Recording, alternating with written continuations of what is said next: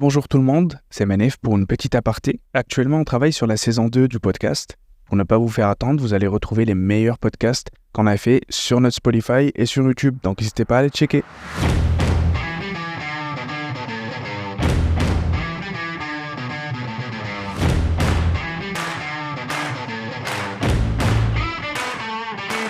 Bonjour à toutes et à tous, c'est Menef pour un nouveau podcast de Soumission Rénovation. C'est un nouvel épisode de Podcast Entrepreneur. Et aujourd'hui, on a un invité de marque aussi avec nous, Monsieur Mathieu de Demco Canada. Comment vous allez aujourd'hui, Mathieu? Bonjour, merci, ça va super bien et toi? Ça va super, ça me fait extrêmement plaisir de vous avoir aujourd'hui. C'est pas parce que vous faites partie de Soumission Rénovation, mais j'ai aujourd'hui l'idée de vous faire venir, c'est vraiment d'avoir votre expertise, votre expérience, votre point de vue par rapport à ce que vous faites. La discussion d'aujourd'hui, ça va potentiellement être plus orienté vers tout ce qui est isolation de toiture et autres. Et on va essayer de dilater, d'argumenter tout ça. Donc, Monsieur Mathieu, moi, personnellement, j'aimerais bien savoir votre parcours et votre histoire. Oui. Donc, si on divise le sujet en 3 parties, donc passé, présent et après, potentiellement, ce que vous envisagez un peu pour le futur. Donc, par exemple, qu'est-ce que vous avez fait comme étude? Je vous invite à me tutoyer, là, si ça peut faciliter un petit peu Il y a pas de trouble. l'échange. Tout d'abord, j'ai commencé, moi je viens du Saguenay, Lac-Saint-Jean. Un gros bonjour à tout mon monde au Saguenay. C'est un coin où c'est que les gens, on est beaucoup manuels, étant donné que c'est pas un milieu urbain comme Montréal. On est appelé là à baigner un petit peu dans le domaine de la construction. Donc moi, depuis mon jeune âge, j'ai été appelé de voir de près ou de loin, que ce soit avec des oncles, des cousins, peu importe, à qu'est-ce que l'enveloppe du bâtiment, d'une maison, la construction d'une maison de A à Z. C'était pas un domaine qui m'intéressait nécessairement. C'est pour ça que moi, j'ai fait mes études en technique policière. OK. Je suis été au collège d'Alma, j'ai fait ma technique policière, je suis été à l'École nationale de police, puis boum, à 21 ans, j'ai tombé policier à Montréal. OK. Puis je suis encore policier. Là, maintenant, je suis pris une année sabbatique, étant donné la croissance de l'entreprise. Puis, en étant policier, j'ai croisé d'autres policiers qui avaient des compagnies de construction ou des, si je peux dire le mot, des sidelines. Puis, j'avais un partenaire sur une de mes équipes. Il avait sa compagnie, puis, tu sais, il voyait que j'étais intéressé par ça. Il m'a dit, tu sais, Mathieu, si tu veux venir travailler avec moi un peu, tu sais, pour te remettre dans le bain, tout ça. Parce que je lui posais plusieurs questions. Je suis quelqu'un d'assez curieux. Puis, quand il m'a amené sur des chantiers de construction, démolition. Commencer par la démolition tranquillement. J'ai vu que c'était un milieu qui m'intéressait vraiment parce que moi, je suis quelqu'un qui aime apprendre. Tu sais. Je voyais que sur les chantiers, les normes du code du bâtiment, l'aspect de la sécurité aussi, partir un projet de A à Z, puis aussi, je cacherais pas que dans le milieu policier, avec tout ce qui se passe à Montréal, je veux pas rentrer dans le sujet, mais tu sais, on est confronté à une société qui a beaucoup de problèmes. Puis je pense que c'était important pour moi à cette époque-là de voir autre chose que la misère, la souffrance. C'est quelque chose que j'avais pas de la misère, mais je me disais un moment donné, j'aimerais ça changer d'air. Changer d'air. Pas quitter la police, mais juste changer d'air. Donc, de fil en aiguille, encore avec la police, j'ai fait un cours au HEC, Hautes études commerciales, en gestion, pour devenir un gestionnaire dans la police, ça m'intéressait. Plus je suivais mon cours, plus je me rendais compte que j'aurais aimé avoir une entreprise. Tu sais, on étudie là au HEC là, des modèles d'affaires comme la compagnie Ford, Toyota, des grandes entreprises, Ouais. Amazon, Apple. Puis on décortiquait tout ça, la structure, comment c'était fait. Puis moi, c'est venu me chercher. J'en un petit peu avec les professeurs, tout ça, puis tu sais, je leur disais que c'est quelque chose qui m'intéressait, oui, la gestion dans la police, mais peut-être d'avoir ma propre affaire, d'appliquer qu'est-ce que j'avais appris dans les cours de gestion. Donc, de fil en aiguille, je me suis levé un matin, j'ai dit, bon, là, je pars, je veux ma compagnie de construction. Incroyable. Je décolle, j'essaie, puis mes amis que j'avais autour de moi me disaient, Mathieu, t'es-tu certain, tu sais, t'as la police, la compagnie, comment tu vas gérer ça? Ma copine aussi, puis dans ma tête, c'était pas nécessairement structuré, c'était flou, mais je voulais me lancer. Fait que j'ai commencé comme ça, puis j'ai commencé au bas de l'échelle. Qu'est-ce que je faisais littéralement? Vous allez me dire peut-être c'est pas de la construction. J'allais sur Kijiji, puis je regardais les gens qui avaient besoin d'un homme à tout faire ou ben n'importe quoi. Puis tout ça. Puis au début, j'avais pas nécessairement d'outils. J'avais même pas de camion encore à l'époque, juste un petit sac avec mon marteau, des tournevis, des petits outils de base. Et ce que j'avais remarqué sur Kijiji, c'est qu'il y avait une grosse demande pour ramasser des débris. Exemple, les gens font des rénovations, ils laissent des débris sur le coin de la rue, puis ils ont besoin de quelqu'un pour Ouais. venir les ramasser parce que c'était trop des gros déchets. Sinon, ça reste là-bas. Exactement. Donc, de fil en aiguille, j'ai commencé à faire ça. Après ça, je me suis acheté un camion, un vieux camion. J'ai commencé à ramasser des débris. Et je voyais que ça faisait bien. Je trouvais que, tu sais, je suis assez surpris du résultat. Un client m'en apportait un autre. Exemple, j'allais chez un client, je ramassais les débris. Ah, écoute, j'ai un cousin, blabla, ou mon frère, il y a ça, tu peux dire. De fil en aiguille, je ramassais des débris comme ça. Puis là, les gens me disaient, tu sais, Mathieu, c'est pas ça, la construction, ramasser des poubelles, là. Littéralement, j'ai dit, ouais, je sais, mais, tu sais, j'ai le sentiment d'aider les gens. Ça me fait un petit peu déconnecter de l'aspect de la police. Tu sais, j'étais encore policier Ouais. temps plein.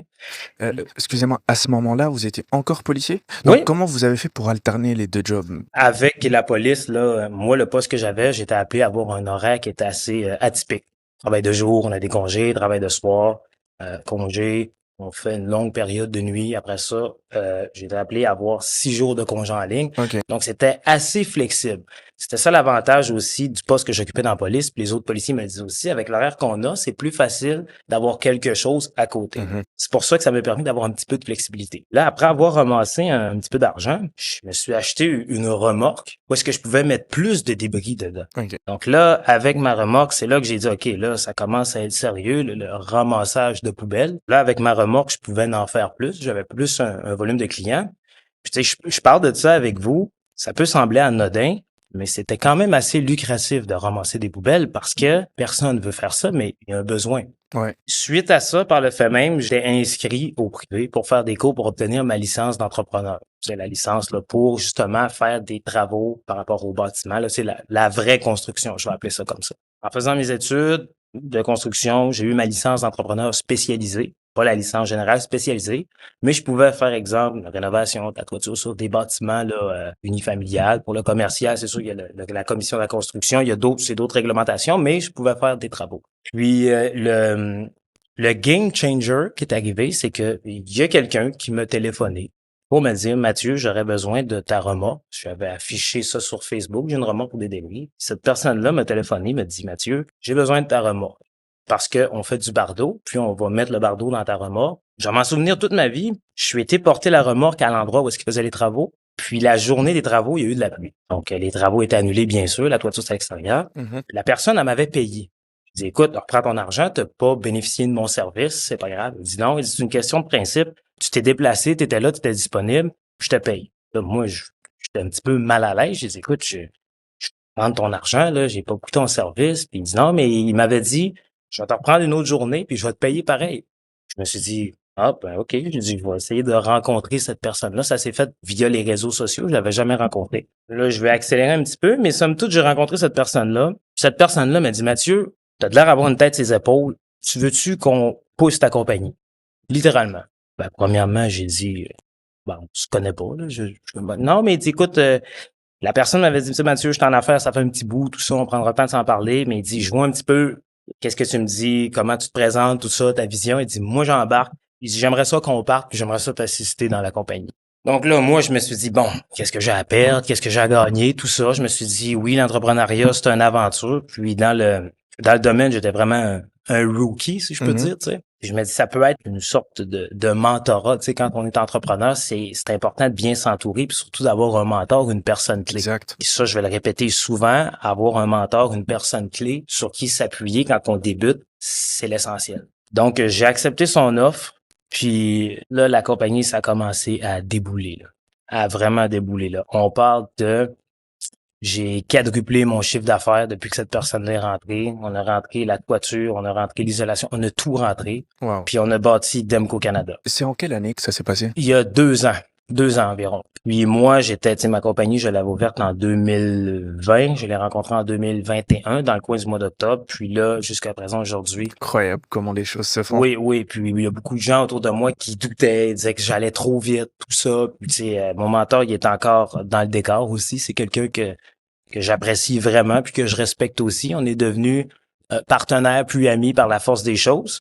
Sans cette personne-là, probablement que je me serais planté parce qu'encore une fois, je le répète, quand on bâtit une entreprise, quoi que ce soit, quand on veut que ça roule bien, faut s'entourer de gens plus compétents que nous, qui nous épaulent, qui nous assistent pour démontrer comment ça Pour pas se fonctionne. perdre. Exactement, parce que c'est facile de se perdre dans l'entrepreneuriat. Ça fait en sorte que si c'est pas solide, on peut pas offrir un service qui est solide. Exact. C'est extrêmement lié. Ouais, c'est exactement ça. Ouais. Il faut toujours avoir quelqu'un la tête sur les épaules aussi, malgré que la personne qui gère tout peut Ouais. être la tête sur les épaules, mais c'est plus l'expérience, l'expertise, tout ce qu'il a pu vivre, Ouais. les conseils donnés et autres qui font en sorte de t'aiguiller. Exactement, ça me fait penser quand j'ai commencé policier, j'étais jumelé avec un policier qui avait des années d'expérience. Lui, sur les interventions, moi je sortais de l'école de police, j'étais motivé, je voulais sauver le monde, je voulais mettre des arcs-en-ciel partout. Mon policier d'expérience, mon partenaire à l'époque, il m'a dit, écoute Mathieu, il y a des choses que tu as vues, c'est correct, mais moi je vais t'apprendre.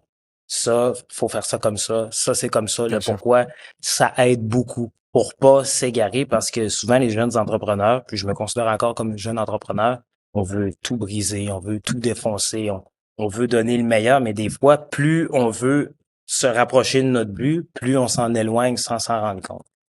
C'est pour ça que c'est important d'être bien entouré. Incroyable. Quel parcours. Ah, mais écoutez, c'est oui, là, souvent, je raconte ça à d'autres personnes, là, oui, on me dit souvent que c'est un parcours qui est inusité, mais je pense que chaque C'est entrepreneur a un petit peu atypique. son parcours. Mais le mien, c'est vrai, c'est un petit peu atypique. C'est incroyable. Ça, tout ce que vous venez de raconter, ça s'est passé dans les alentours de 2020. Ouais. Ok, à Ouais. date, là, maintenant, tout de suite, qu'est-ce que Demco Canada offre comme service? Ben écoutez, récemment, là, c'est moi qui ai la licence d'entrepreneur dans l'entreprise.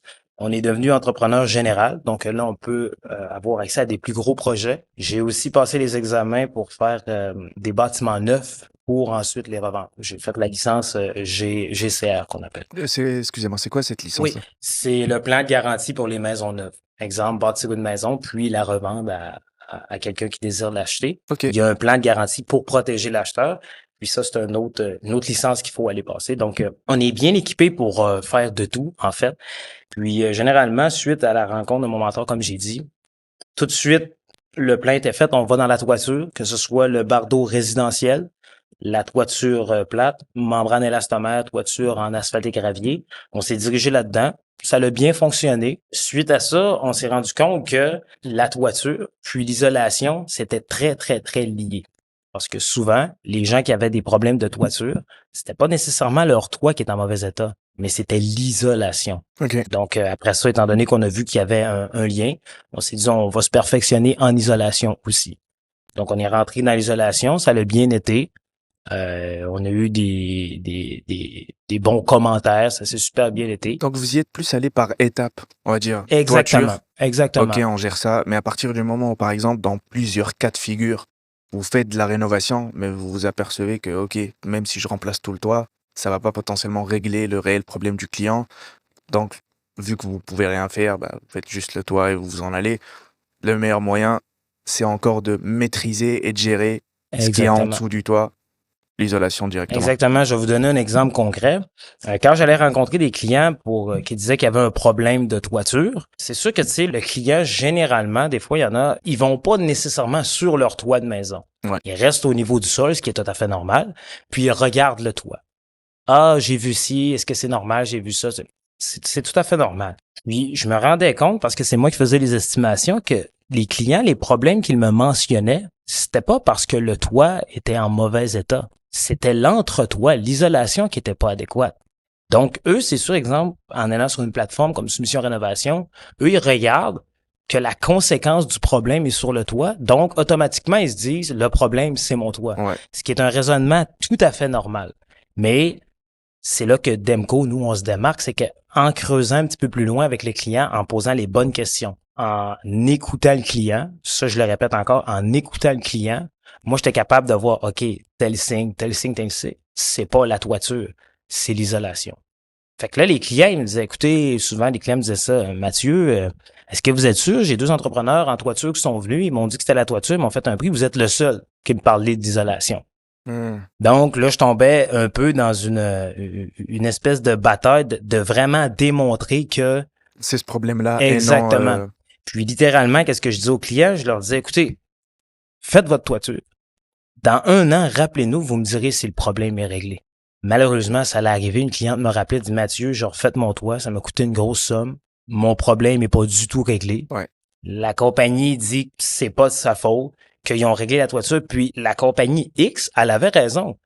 La toiture est faite aux normes, mais le problème, C'est pas la toiture, en c'est fait. pas la toiture, c'est l'isolation. Ouais. C'est pour ça qu'on s'est fait un devoir d'essayer d'être des entrepreneurs de confiance pour faire un petit peu d'éducation dans notre construction. C'est offrir aux gens une petite éducation pour dire, OK, vous avez un problème, nous, on va essayer de le diagnostiquer pour aller le régler à la source. Vous comprenez? Je comprends. Vous avez commencé par la toiture, Ouais. l'ajout d'un nouveau service, Ouais. l'isolation. Exact. Comment ça s'est passé? Est-ce que c'était dur à obtenir? Est-ce que c'était fluide, simple? Écoutez, mon mentor s'est levé un matin et a dit, Matt, on fait de l'isolation.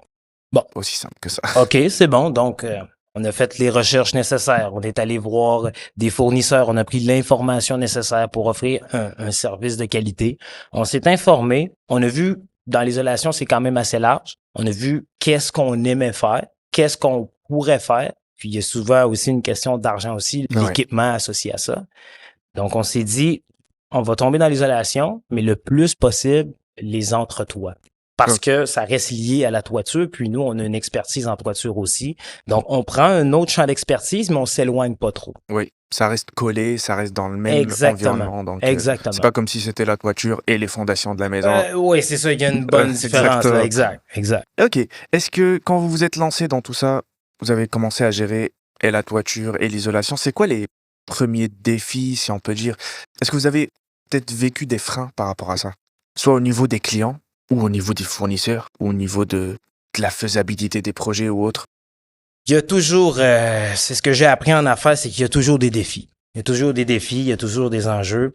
On a eu la COVID-19. Ça a été, écoutez, je vous dirais que, tu sais, c'était difficile de rentrer en contact avec les clients. On avait des estimateurs, peu importe, vaccinés ou non. Il fallait qu'on gère ça à l'interne. Il y avait des clients qui nous demandaient si vous êtes vacciné ou non. Tu sais, peu importe l'opinion, je suis pas ici pour ça, mais il fallait essayer de respecter un petit peu tout le monde au travers ce chaos-là, ce qui était vraiment difficile. Surtout, là, c'est pour une toiture, ça peut être pas si problématique parce qu'on va sur le toit, on mesure, tu sais, mais juste de rencontrer un client peut-être pour y expliquer un petit plus, fallait que ça se fasse par téléphone. Des fois, c'est mieux quand on se rencontre là, visuellement. Ça a été un enjeu. Également aussi, on se le cachera pas que il y a une grosse inflation au niveau du coût de la vie.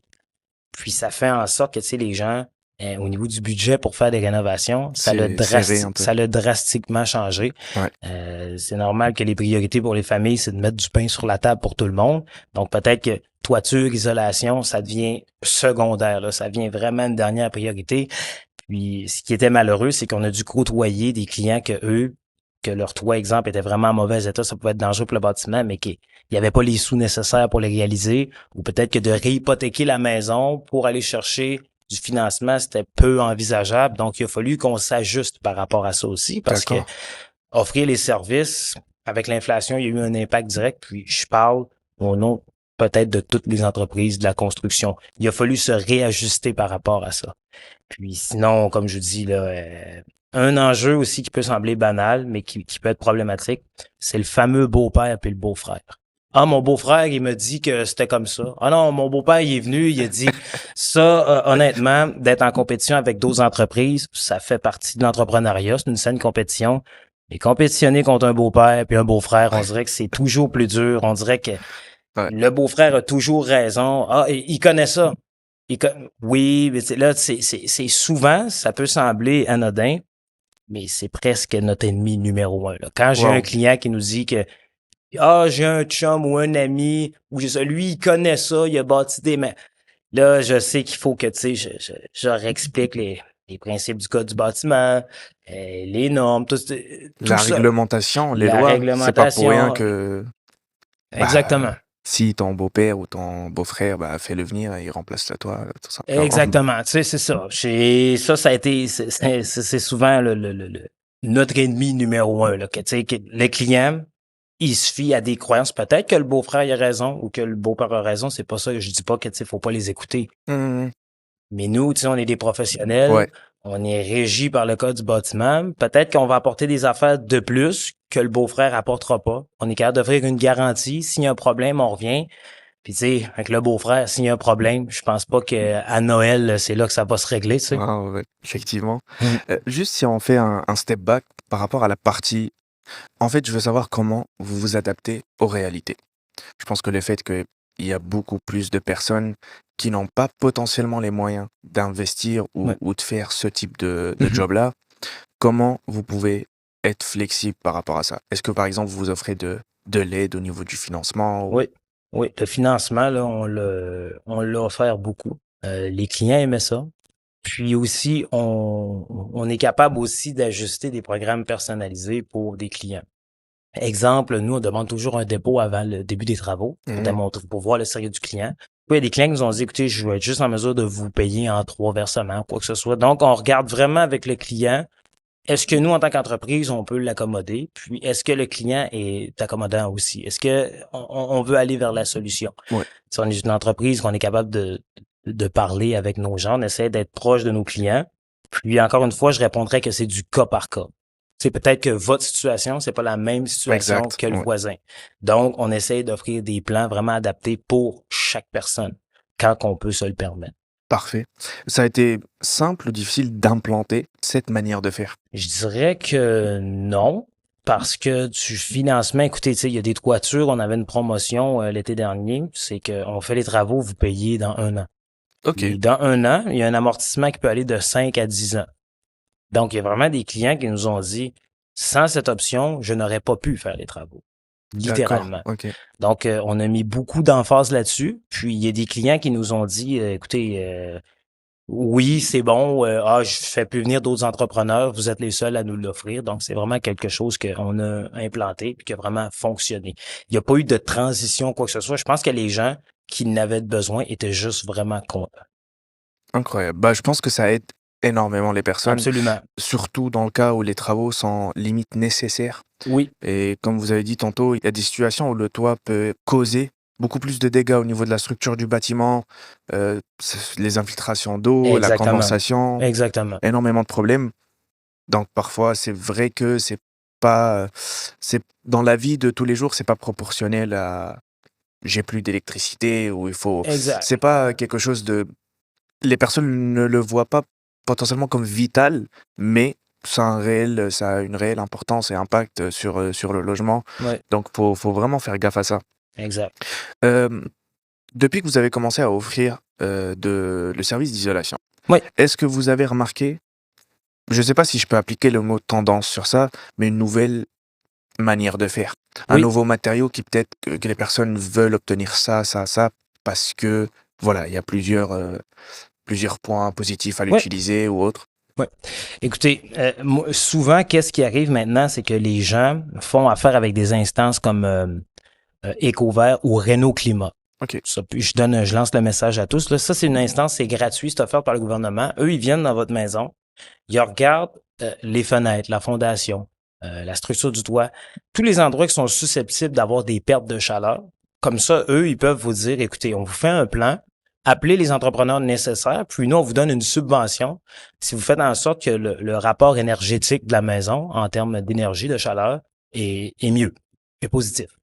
Donc souvent, quand les gens nous appellent, ils nous disent, écoutez, on a reçu un rapport de Renault Climat. Puis Renault Climat, c'est ça qu'ils veulent que vous exécutez comme travaux dans mon toit pour qu'on ait la subvention. Donc, déjà, quand on arrive chez le client, puis c'est pas tous les clients, c'est certains, ceux qui veulent passer par l'instance Renault Climat, on arrive chez le client, eux, ils ont déjà un document de qu'est-ce que nous, on doit faire. ok, Donc, c'est sûr que par souci de professionnalisme, on va tout de même dans l'entretoit pour vérifier si tout est correct parce que oui, c'est beau que Renault Climat nous donne des pistes puis une manière de faire. On est mieux vérifié par nous-mêmes. exact. Donc, tu sais, c'est une nouvelle tendance qui fait en sorte que quand il y a des points plus spécifiques ou des choses, je peux me dire, moi, en tant qu'entrepreneur, bon, mais il y a quelqu'un d'autre de compétent qui est allé là puis qui a dénoté ça. Donc, 99% du temps, qu'est-ce qui est écrit dans le document, c'est véridique. Ok, Tu sais, c'est pas comme si, je reviens encore avec mon exemple du beau-frère, le client me dit, ah, mon beau-frère m'a dit qu'il manquait 3 pouces d'isolant. Tu sais, OK, c'est correct le beau-frère, mais c'est pas comme si c'est Renault Climat qui oui, l'indique sur le papier, vous comprenez? oui. Fait que ça, c'est une tendance qui est vraiment appréciée chez nous du côté des entrepreneurs parce que là, on a quelqu'un avant nous qui vient quelqu'un de certifié au niveau de l'isolation. Encore là, on va chez les clients, puis les clients, s'ils font ces démarches-là, c'est que potentiellement sont enclins à faire les travaux aussi. Exact, ouais. Donc, on n'est pas appelé chez des clients qui veulent nous faire venir juste Pour voir ou... pour voir ou quoi que ce soit. Donc, tu sais, il y a beaucoup moins de perte de temps et de perte d'argent quand S'ils passent par là, il y a beaucoup plus d'implication de leur part. Ça fait en sorte démontre que... un petit peu le sérieux du client. Oui. Donc, tu sais, ça, c'est une nouvelle tendance là, qui est vraiment positive. Puis, en termes de matériaux, nous, on isole beaucoup là, les entretoits avec de la cellulose. C'est une isolation qui est soufflée. OK. C'est fait avec des matières écologiques. Donc, pour l'environnement, c'est extra parce que souvent, dans les entretoits, je ne vais pas nécessairement rentrer dans les détails, mais il y a plusieurs entretoits de maisons qui ont été isolés avec des matières contenant de l'amiante. Oui. Puis l'amiante, je veux pas ouvrir un paragraphe là-dessus, c'est une matière qui est vraiment nocive pour la santé quand c'est pas traité par des professionnels. Donc, tu sais, la nouvelle tendance, c'est que on retire les vieux isolants en amiante quand il y en a dans les maisons. Après ça, on repart à neuf aussi. Il y a plus je dirais que c'est sûr que ça fait pas longtemps que je suis dans le domaine, mais selon la littérature, qu'est-ce que je lis parce que je m'informe beaucoup, les gens ont un petit peu plus une conscience de vivre dans une maison où est-ce que tout est sécuritaire, tu sais. Ouais. Avant, moi, je me souviens, si on reparle de l'amiante, là, dans le temps, à mon grand-père, là, de l'amiante, il y avait pas de danger. Ben non, Mathieu, il y a pas de problème s'il y a ça. Puis là, ça a été démontré que ça pouvait être cancérigène, tout ça. Il y a des gens qui ont été exposés. Là, on dirait que les gens, ils commencent à avoir une certaine crainte. Exact. Donc, ils prennent les dispositions nécessaires pour faire en sorte de plus vivre dans un environnement où est-ce qu'ils pourraient être exposés Bien à de sûr. l'amiante. Puis, je trouve que c'est bien parce que même moi, si j'aurais de l'amiante dans ma maison... Vous avez cherché à peut-être vous en débarrasser parce que... Exactement. Là. Peut-être que je ferais des travaux chez nous. Là. En elle-même, c'est considéré un peu, je sais pas, hein, peut-être que je dis du faux, mais c'est considéré comme une tendance parce qu'à une certaine période de la vie, toutes les maisons se faisaient à l'amiante. Oui, littéralement. C'était l'isolant le plus utilisé. Oui. Voilà. Mais après, quelques années plus tard, si on démontre que ce type d'isolation ou cette manière de faire n'est plus... c'est un danger pour la santé, carrément. Oui, absolument, absolument. Donc, il vaut mieux prévoir et opter pour quelque chose d'autre, de plus sécuritaire, comme vous dites. Et après, si quelqu'un a sa maison, il considère vivre dedans, ses enfants qui vivent dedans, perpétuer tout ça, vaut mieux que tout l'environnement soit au minimum sécuritaire pour tout le monde. Exactement. Si on parle un peu... Moi, j'aimerais bien contextualiser tout un projet de construction ou tout un projet de rénovation. J'imagine que c'est loin d'être comme au début. Je pense que, déjà, est-ce que vous pouvez me valider que vous, quand vous avez commencé Demco Canada, vous étiez seul à gérer l'entreprise? Oui. Ok, donc dans votre situation à vous, je pense que vous devez de maîtriser tous les volets. Il faut. De chercher les clients, de discuter avec eux, de clore le contrat avec eux, de faire la job correctement, de faire les paiements. Tout ça, c'est sûr que vous l'avez peaufiné au fur et à mesure. Mais la première fois, je veux savoir la différence entre vous explorer, qu'est-ce qui a fait en sorte que vous atteigniez ce stade-là de maîtriser tous les volets? Les erreurs. Un paquet d'erreurs. C'est souvent, j'ai vu une citation de Monsieur François Lambert, là, une personnalité publique, là, un homme d'affaires au Québec. Là. Il disait, pour devenir un expert, faut expérimenter. Puis pour expérimenter, faut essayer. Puis pour essayer, il faut faire des erreurs. C'est véridique, qu'est-ce qu'il dit. Puis moi, c'est venu me chercher parce que le nombre d'erreurs que j'ai faites, puis que je fais encore, ça l'a fait en sorte que je me suis dit, OK, je peux pas tout faire. C'est impossible. Je peux tout faire, mais est-ce que ça va être bien fait? La réponse est non. C'est impossible. Donc, c'est ça que mon mentor m'a inculqué aussi, c'est essayer de déléguer. Bon, mais il y a quelqu'un qui va s'occuper du paiement, quelqu'un qui va s'occuper de l'estimation. On a quelqu'un qui va s'occuper de prendre le premier contact avec le client. Au début, moi, je me disais, ça sera pas comme je veux, peut-être que si, mais il faut comprendre aussi des fois qu'est-ce qu'ils ont en entrepreneuriat, c'est de se dire, même si c'est pas toi qui le fais, ça peut être bien fait pareil. C'est vraiment ça, là. Pour retourner à votre question, là, oui, tout gérer au début, mais après, quand ça commence à prendre l'ampleur, parce que là, l'entreprise, on n'est plus au niveau de ramasser des poubelles. Au début, c'était assez simple ramasser des poubelles, mais là, on est rendu avec une structure, une organisation. Tu sais, il y a des plans d'avenir dans 1 an, 2 ans, 3 ans, on se situe où? Il y a beaucoup des études de marché. Donc, tu sais, le rôle que j'ai, puis avec mon mentor aussi, c'est de dire, bon, ça, on veut concrétiser un projet. C'est qui les personnes plus compétentes que nous qui peuvent nous aider à le réaliser? telle personne, on engage, on a des partenaires, on a ci, on a ça. C'est de s'entourer de gens plus compétents que nous dans le domaine dont on en a besoin. Ouais. Vous pouvez maîtriser plusieurs points, mais il y aura toujours des personnes qui sont spécialisées dans ces points-là. Donc, Exact. vaut mieux. Bah après, ça va dépendre parce que vous avez vécu tout ça et à un certain moment, vous vous êtes dit, OK, maintenant, Ouais. vu la charge que j'ai, vu la grosseur que j'ai, je vais potentiellement m'orienter vers trouver des personnes Mm. pour s'occuper de ça. Mais je pense qu'il faut aussi savoir quand le faire et quand ne pas le faire. Exactement. Ben, le moment quand le faire, je vais donner un exemple assez concret. Quand on a commencé avec la toiture, on a vu que nos équipes étaient capables d'être autonomes. Moi, en tant que membre de la direction, je vais dire ça comme ça, j'étais sur le chantier, j'étais de trop. Je n'étais plus requis sur le chantier. Les employés faisaient qu'est-ce qu'il y avait à faire. C'était moi qui tournais en rond puis qui avait plus de place. Donc, ça, c'est un moment clé où est-ce que je suis capable de me dire, bon, je peux passer à autre chose. On développe d'autres choses. Puis après ça, exemple, isolation. Isolation, ça roule tout seul. Ah, OK, là, je commence à être de trop sur le terrain ou whatever. La confiance est là. On peut pousser d'autres choses. Moi, je